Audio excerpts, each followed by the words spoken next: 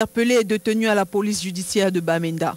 À 28 ans, elle se passait pour un commissaire de police travaillant dans la branche spéciale de Bengui.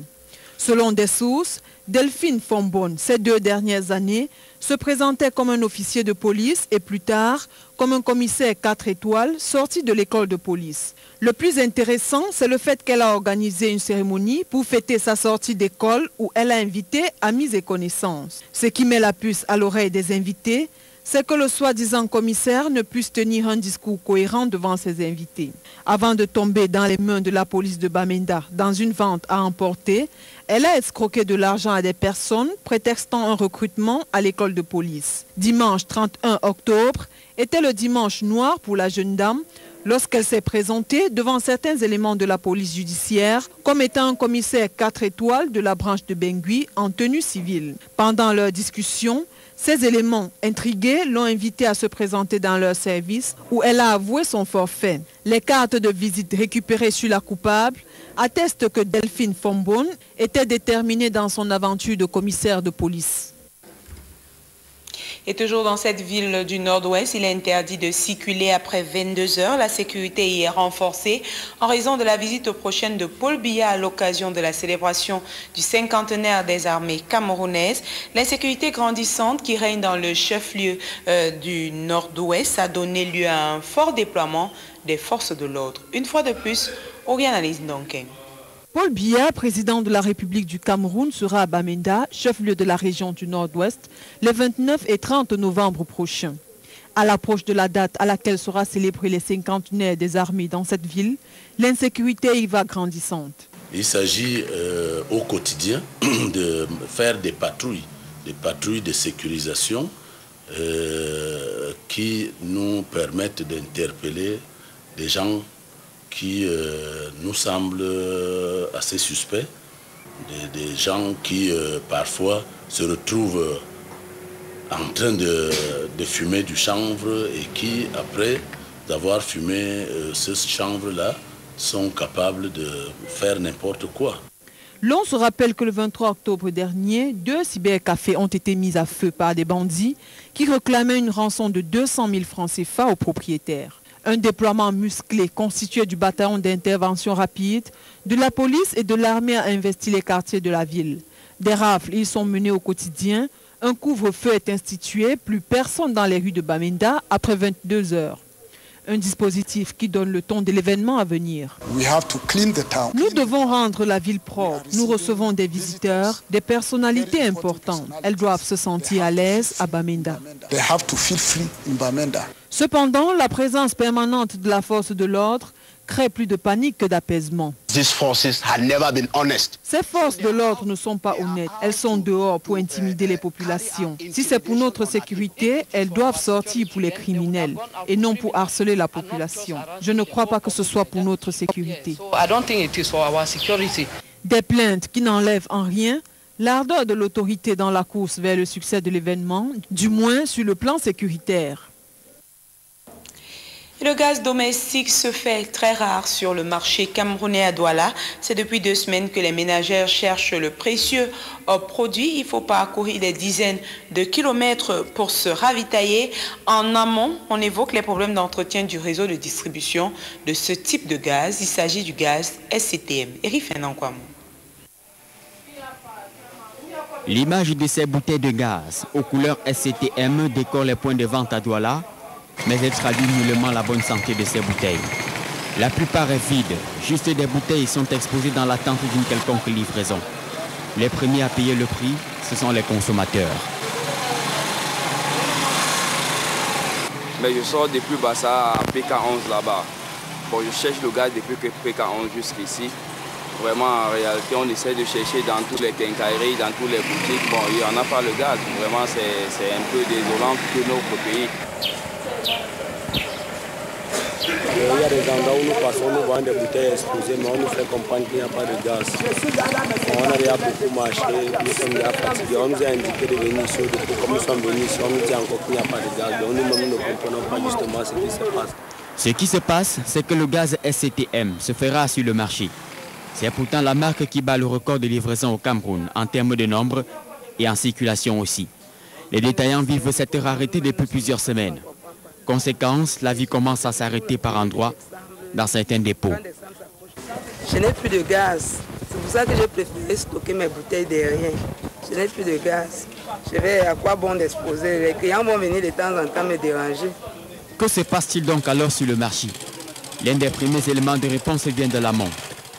Les raisons que nous avons, c'est que la Sonara est en arrêt et les bateaux n'arrivent pas à temps. Surtout avec SCTM. C'est l'un des fournisseurs qui a beaucoup plus de bouteilles sur le marché. Le Cameroun entame son entrée dans les fêtes de fin d'année.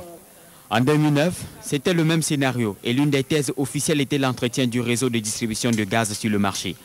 Un an plus tard, c'est le même scénario en attendant une solution définitive.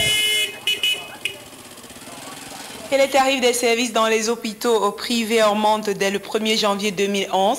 L'annonce est du syndicat des médecins du privé au Cameroun qui entend mettre un terme au centre de santé qui évolue en marge de la loi.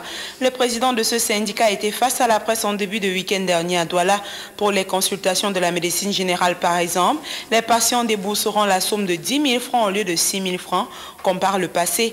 Chez les médecins spécialistes, les consultations coûteront 15 000 francs au lieu de 10 000 francs. Répondant aux questions des journalistes, Jules Boumbo a indiqué que tout augmente au Cameroun. Par conséquent, il le fallait aussi pour les services dans les hôpitaux privés.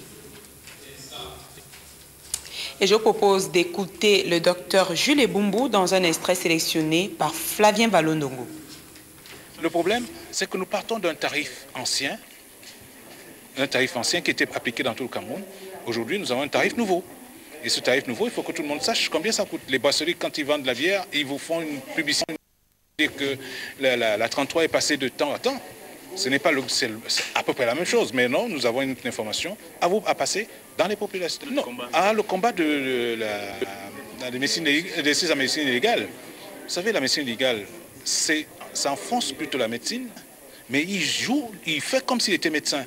Ce qui fait qu'il trompe tout le monde. Il vous prend des médicaments, des compléments alimentaires, il vous les donne en vous disant, bon, vous pouvez abandonner le médicament d'hypertension que le médecin vous a prescrit parce que ça va vous aider. Ça, c'est une chose qui est abominable.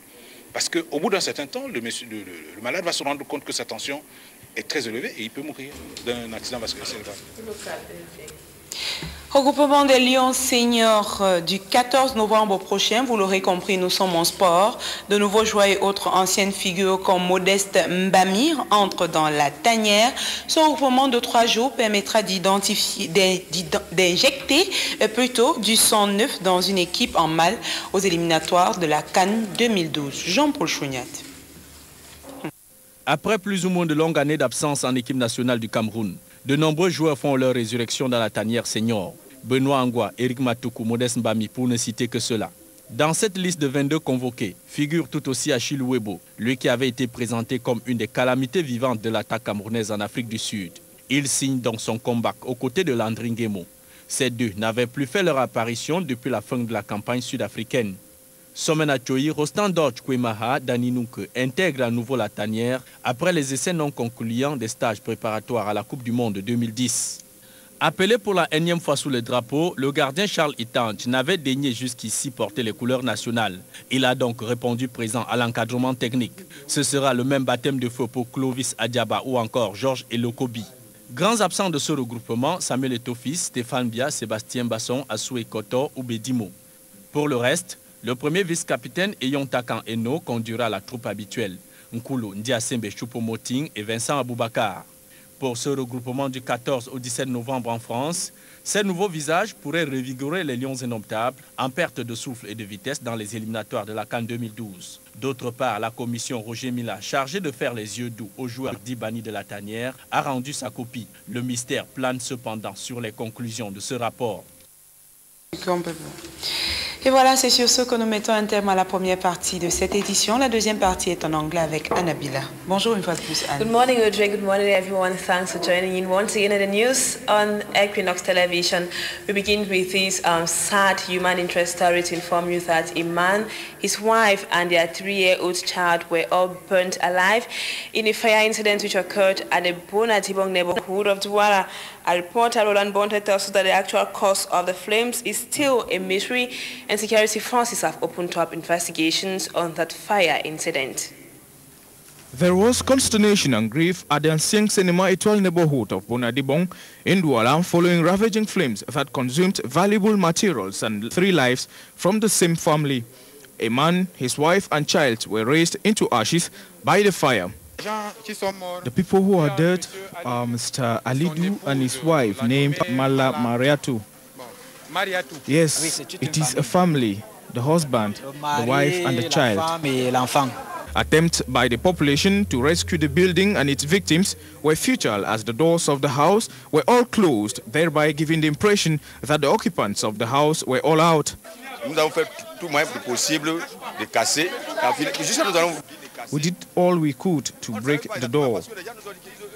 We didn't know exactly if there were people inside. Someone testified that the people go out every evening and return only in the morning. It was after the elements of the fire brigade stopped the fire that a certain man thought somebody lying dead on the floor.